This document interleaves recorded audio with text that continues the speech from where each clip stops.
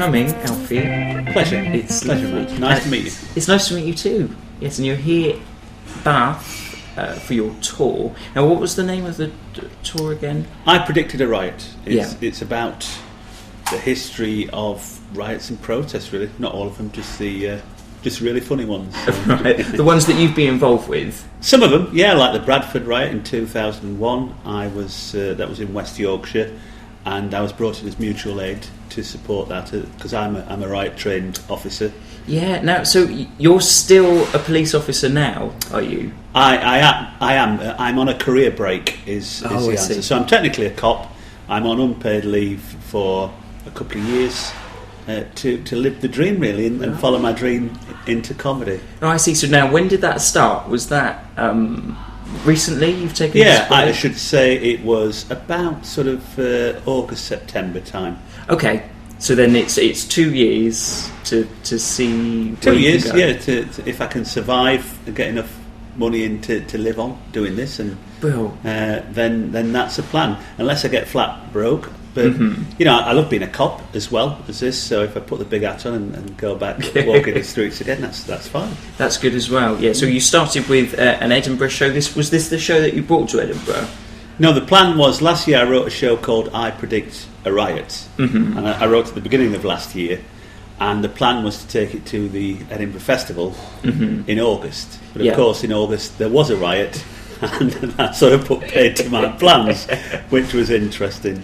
And So you didn't go to Edinburgh? I didn't go to Edinburgh last year. And you were booked in, or I was booked in for a venue. But to be fair, the television opportunity, the Show Me the Funny, came up as well, and I had to really make a choice where the leave was going to go. And I used a lot of leave up to film that as well. So Edinburgh was already sort of impractical at that point. No, I see. Right. So Show Me the Funny was kind of a sudden thing in some ways. Yes, it did. I just there was an advertisement on Chortle, the comedy site, and everybody said, like they do on Chortle, have you been on it?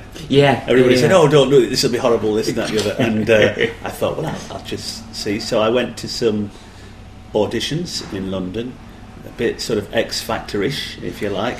So there's 3 judges there, are there? Or is it in front of an audience? Or The day I went, they did it over a number of days, I think. The day I went, there was about 90 people there, and the audience was the other comedians and a couple of people from the production company, and there was a stage. It was in a venue in London where they do have comedy nights. Okay. So you had about 3 minutes, I think, to talk about 3 or 5 minutes they gave you to talk about stuff in the news. So it had to be topical, did it? It had to be topical, just written. So you read a newspaper on the train and put, I think it was 5 minutes actually, put 5 minutes together, then you stood there in front of this sort of makeshift audience being filmed, and you did your topical material for 5 minutes. I think it's interesting when you're performing in front of comedians like that, it can be a really good experience because they're all on your side, and they're laughing along, you know, because they know what it's like, but then it can be awful. It can. I think that the expectancy is different, and also other comedians tend to you build up some sort of immunity to comedy after a while. So it's got to be something really funny to tickle you, or quite dark. That tends to be how it goes. What you'll find is the comedians will stand at the back of the room while you're performing to a live audience, and it tends to be you'll hear the cackles from the back when you probably do something quite dark or quite unexpected, which may shock the audience. The only people laughing sometimes will be your fellow comedians, and usually they're laughing at your discomfort anyway. Right, yes, they're laughing for slightly different reasons sometimes. Yeah. So before Show Me the Funny, did you do lots of stand-up? Were you... It's sort of a midlife crisis, really, for me, stand-up. I first went to a comedy club and saw live comedy about 4.5-5 years ago with my wife, and I just loved it. I loved the whole experience, and I thought I need to have a go at this. She saw that look in my eye, and she said, "You're not thinking of doing this?" I said, "Yes, I am."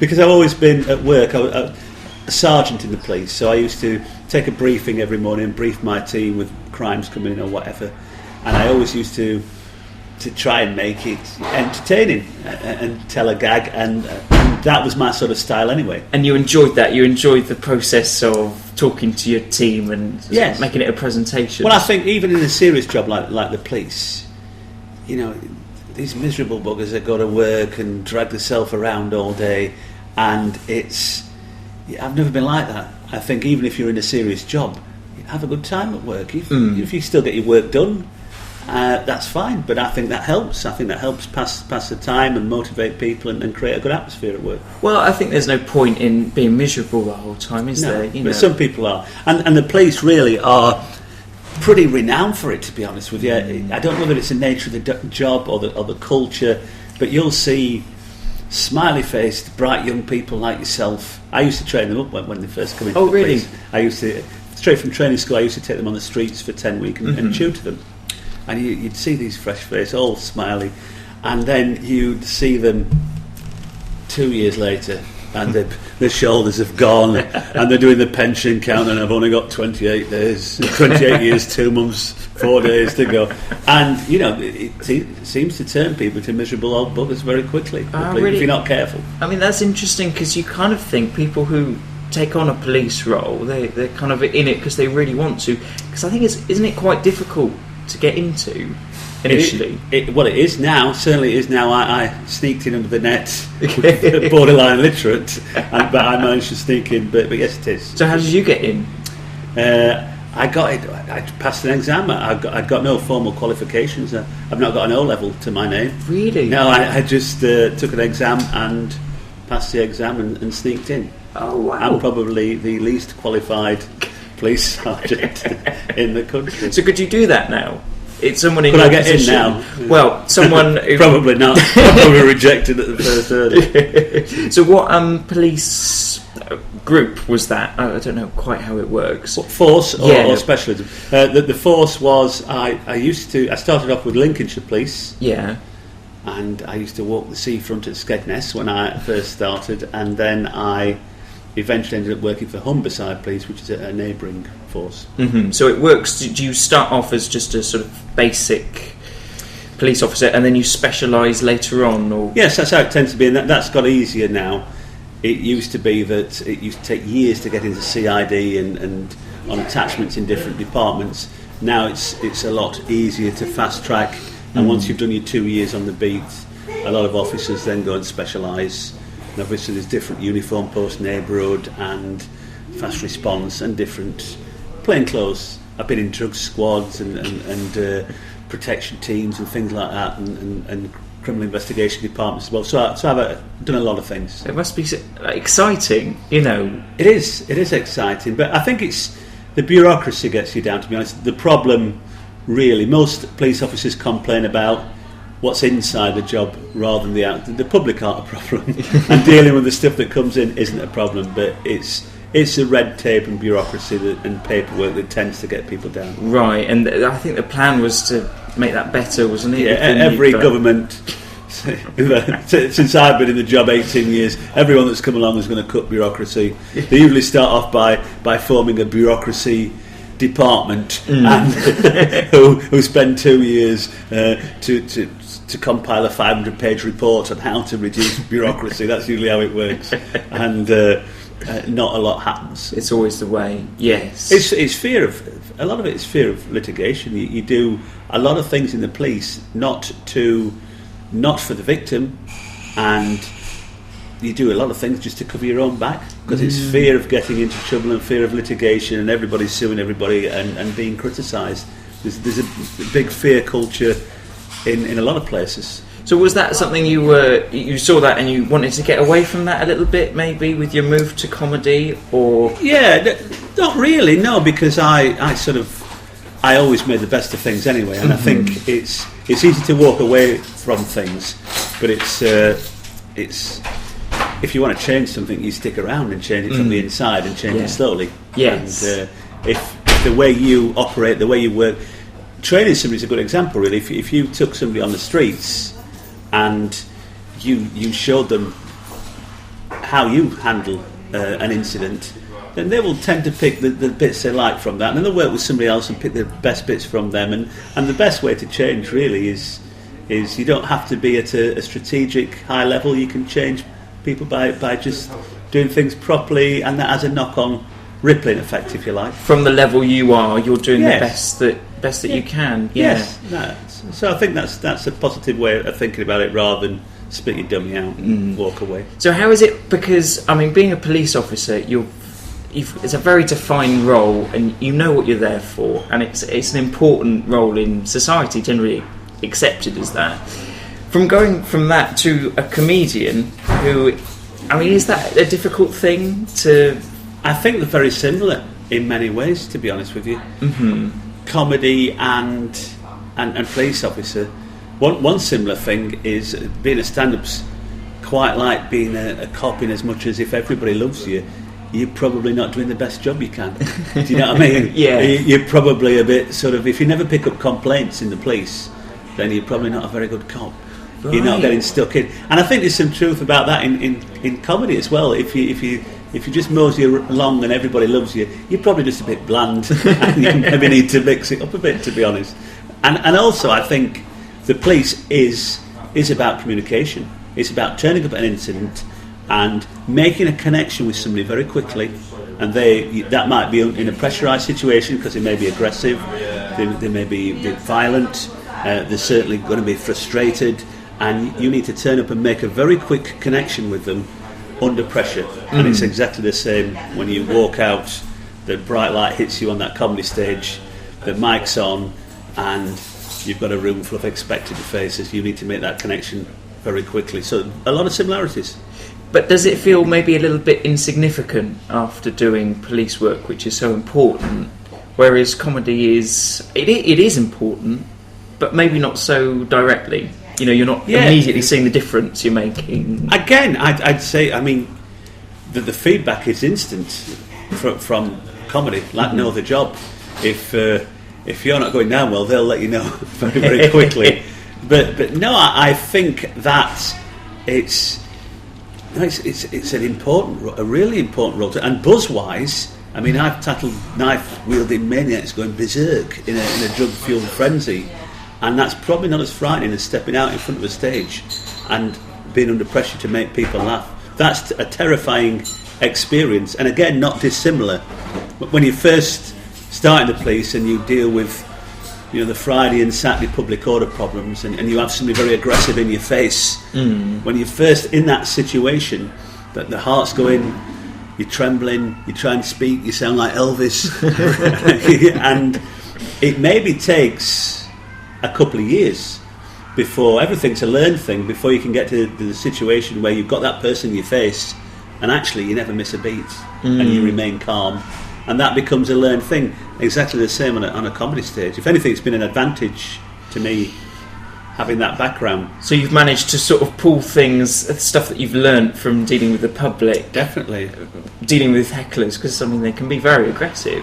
Hecklers, but then again, there are many similarities between the two jobs, because a police officer, a good police officer, should always deal with things proportionately, and they should never be the aggressor. And so if somebody is angry as a police officer, you should come in down here. And if you decide that we're going to go up there, then sometimes a police officer will have to move up there very, very quickly. But that's never the cop's job to decide, and you never pitch it up here, because you lose trust. If you get overly aggressive with somebody, then they don't like you anymore, and you can't get that trust back. If you're interviewing them, it's nearly impossible. There's nowhere to go from there. So you must always, there's a skill in going in at a right level, gently as possible to start with. The same, I mean, I think the biggest mistake, and often inexperienced comedians make, and I'm a fairly inexperienced comedian myself, but bigger mistake you'll see repeated is over-aggression when dealing with a heckler, especially when people are starting out. They've got the block heckle responses in case they need them, and somebody will say something and they're straight in with your mother, or da-da-da-da-da, and you can feel the room change, and people don't like them anymore. Well, I think that's the thing, because you've got to turn the room against the heckler, not against you. You've got to always stay the good guy, haven't you? Which is much easier as well if you're going well. If your performance is going well and the room's on board, then the heckler doesn't really have much chance. They can say anything and you can respond with anything, and you'll still get the love and support of the room. It's when you're grafting that's when it's open season for hecklers. When you're grafting and you're struggling and they say something, then it could go wrong. It was an interesting thing you said on Show Me the Funny, that TV that's the thing that sort of set off your career, really, wasn't it? It certainly helped. Television is a biggie. It's, we're quite a fickle society, if you like, and bearing in mind that comedians at my level, I'm playing to a few hundred people a week, and Show Me the Funny 2 or 3 million a week for 5 weeks. It makes a big difference. Exactly, yes. But you said what you said before about it being scarier going on stage than some of all of the situations that you've faced. Different kind of scary, but certainly more frequent on stage, and can be just as terrifying. I mean, when you lose a room and you can feel that silence and that tension build, and that sweat starts to form, and the voices come into your mind when you're on stage, because although you're coming out with your patter, in the back of your mind the voices will be saying, you're losing them, you need to find something, you need to do something, what are you going to do? And you're having a conversation with yourself as you're performing, which is probably distracting you from your performance as well. So that's a very difficult situation and very scary. I mean, of course, in the police, on the odd occasion I've been in situations where I thought I might die, so that's obviously a different type of scariness, but that's very rare. A couple of times over 18 years have I thought I might be in serious trouble here. Yeah, if there's death, it might be. It might sort of trump, swing it. Might swing it towards police being a bit more scary, but that's rare. You get frightened a lot on stage, certainly when you're first starting out. Oh yeah, no, definitely. So you did some open spots, did you say? Not many. I was quite fortunate, really, that I seemed to get to paid work quite quickly. I seemed to catch on quite quickly, but that's not necessarily a good thing, which sounds a bit weird. I remember the first gig I did was a 10 spot in a competition, and I'd got no material, and the opportunity came up the day before, and I took the day off work and I wrote 10 minutes worth of material, and that was my very first gig. And I remember competing against somebody that had been going quite a long time, that had come up from London, and I went through to the next round. That's probably because he was from London. that probably didn't do me any harm, but and it was a northern gig. But yeah, and I was just rambling and talking rubbish, and my wife said it was one of my best performances because I hadn't got any material. The performance, she said, was very good to try and sell this weak material. And now as my material's got better, sometimes the performance is lacking. Yes. And sometimes, so it just shows, doesn't it? When I first started, I didn't have anything to say, but I was really desperate to sell it well. Well, it's something I heard Frankie Boyle say once, that the best comedians have no material because they have to ham it up so much. They have to sell it. Yeah. And you as a comedian, I suppose, can be watching it thinking, you haven't got anything, but still you're making it work. I mean, I think the brave ones, and the way the successful comics these days write a new show, you write a new hour for Edinburgh, and I think that's a great thing to do. And it's such a shame to see talented, successful comics get the panel shows and stop performing and stop touring and go backwards, if you like. And when you see them making a comeback, you realise how difficult it is, because they don't just walk straight back on a stage as a rule and perform to that level again. It will take them a long time to get back to where they were. It's a home skill that you can lose. Yeah. Yes, definitely.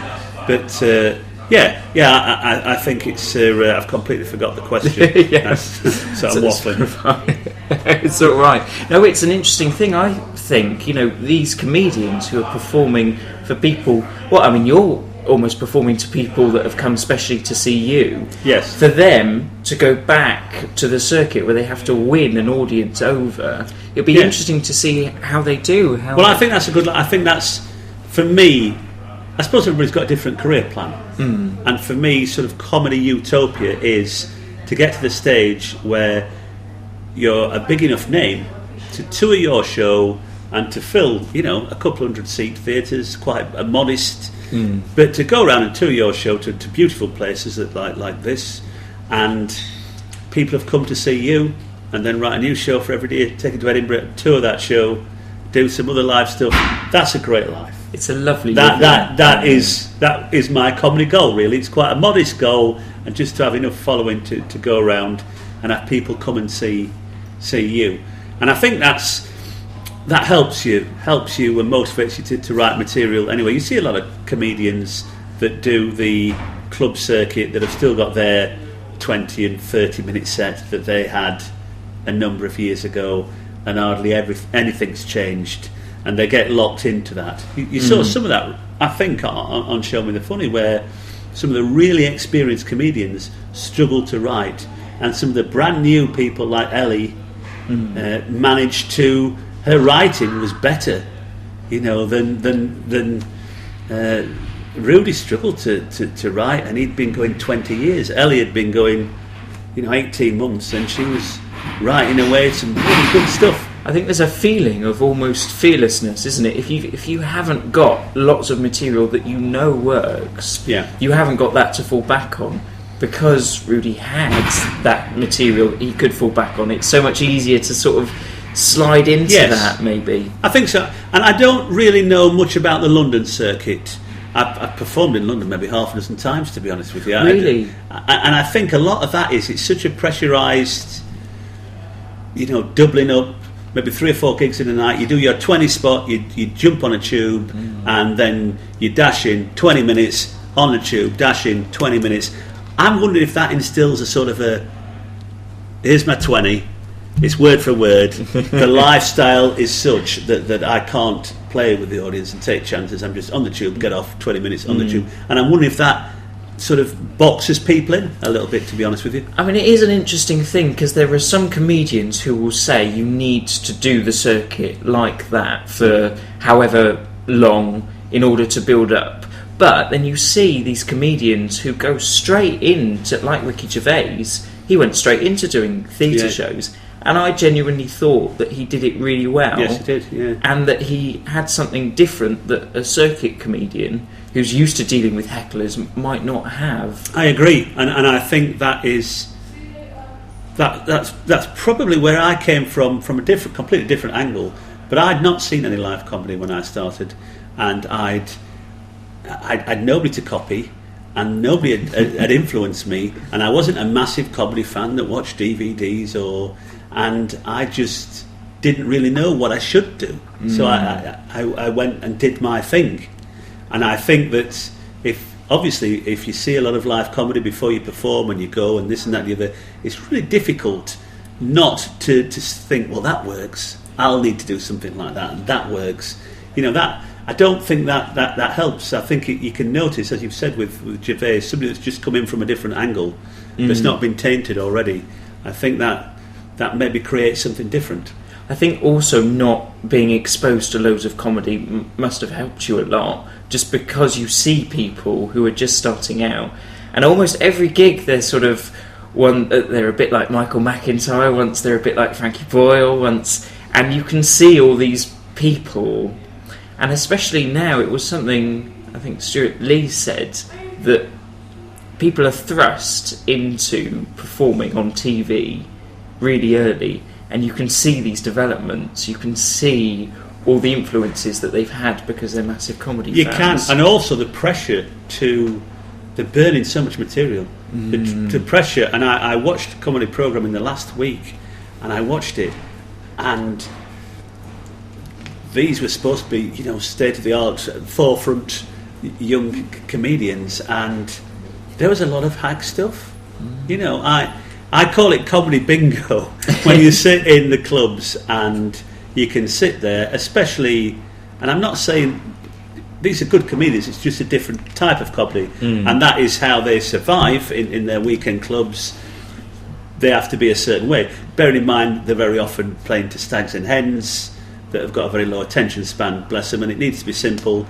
But, you can sit there, can't you? And I call it comedy bingo. We're ticking off Brokeback Mountain, there's a Matalan connection, there's a boy band in, and you tick, tick, tick. And that becomes a bit painful for comedians to watch. But audiences, they've not seen it before, they quite like it.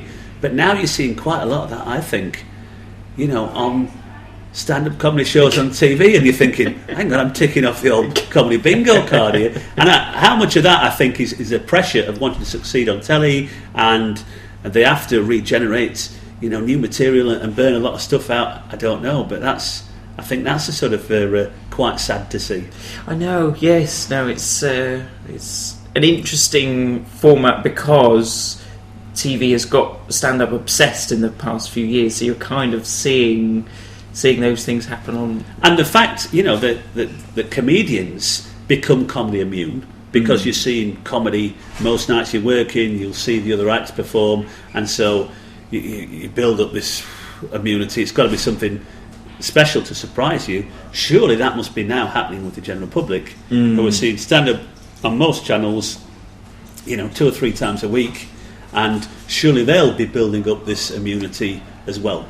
So yes. That's an interesting development, I think. So hopefully, with the TV scene, that what's happened in stand-up is going to come through and actually really true alternative comedy. I think so. It's time again, isn't it? It feels like it's, and this is coming from some guy who's sort of only turned to comedy in advancing years, and I'm not saying that I'm sort of an alternative sort of off the wall comedian that's doing outrageous things, because I'm not. But it feels like it's time again for somebody to come at it from a different angle. Yes, indeed. Me. Now your show is, again, it's police based, and the one before that was quite police based as well, wasn't it? Do you think there'll always be that sort of flavour in your material, or do you think you might do a show one day that's totally unrelated to that? I think the next show has to be completely unrelated to the police. Yeah. I do. I started off not mentioning the police when I first did stand-up. And then other comedians said, "Oh, you're a cop, you need to mention this." And when I did mention it, the audience seemed to like it. So that drew me in. So then I wrote all the police stuff and told all the odd stories from the past. And I went the other way. And I suddenly found myself stood there for half an hour just talking about the police and feeling people's boredom, thinking, this has gone too policey. Yeah. So then I went to a mixture of, I should imagine sometimes I'll never mention the police. Oh, really? I'll do a set and I'll never mention the police, and unless somebody brings it up, it'll never come up in conversation. And other times it might be, I'll keep dipping into it because it's a good hook, it's a good unique selling point. But certainly after this show, I would say that my next show will be nothing about the police. So you're coming to the Fringe this year with something different, or...? I'm taking this show, I predict to write, this will finish up at the Edinburgh Festival. Oh, yeah, because of course you didn't... Yeah. So this is... And it's about riots and protests, and I talk about some of my policing experiences, but that's not the whole show. It's talking about riots and protests. I might be coming at it from a police angle, if you like, but it's not police-based. Okay, yeah, and then it's maybe the next time you'll think about... The next time's going to have to be something totally different, I think. Do you think you'll stick to a kind of theme-based thing? Is it quite nice to have a sort of reason behind doing the show? You're saying stories about such and such. I think so. You see a lot of great comedians, and obviously the show's got a title, but you see a lot of great comedians, and really there's no thread at all. It's just a series of very funny material and gags that they tell, and which is brilliant. But I do like it. I think certainly for an Edinburgh show, it feels like if you've got something with a theme that feels like a show. I like that feel for Edinburgh. That's something that I'm still developing, because I think there's a great skill in that there are comedians that seem to write successful shows every time they go to Edinburgh, and you go on this emotional journey with them, and you can, yes, you're having the laughter, but you're also tied in emotionally in other ways, and you feel like you've been on a journey for an hour. I think that's great. I think there's a lot of skill in that's that I've got to learn. Yes. To be honest with you, because I think I'm fortunate. I can write. My writing is seems to be better than my performance. My performance is catching up, but I've got no performance background. But I seem to be all right writing it. Yeah. For whatever reasons, people have got different strengths and weaknesses, don't they? But I still admire these comedians that have got the skill to take you on this journey for an hour. I like that, and I need to learn more about that. Something you want to kind of aim for. Yes, yeah. yes. Well, it's been a pleasure. It's been a pleasure. Very much. Thank you, Matt. And I hope to see you around. Yes, I hope so. Yes. So, thank you for your time. Indeed. Oh, thank you.